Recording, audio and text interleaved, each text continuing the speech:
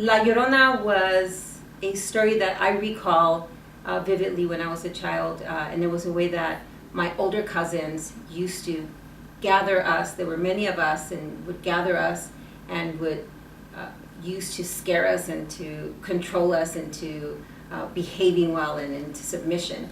And what I remember most vividly was one, that La Llorona had fallen deeply in love with a gentleman that had rejected her children. And as a result, because of this, La Llorona had committed the ultimate sacrifice. And that sacrifice was the life of her children. She murders her children, tries to run off with the man that she's in love with, but as a result, he rejects her. And when he rejects her, she spends the rest of her life in regret of what she had done.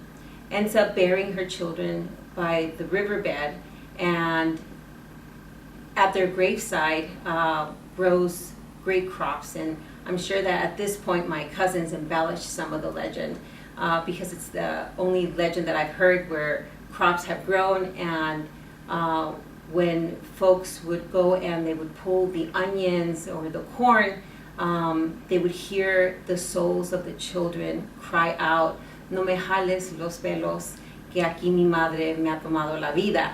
And so this was blood-curdling, and it was the way that our cousins would control our bad behavior, and so we would be controlled into behaving well because La Llorona would be looking for us. And so it was a way that we were ensured that we would behave well.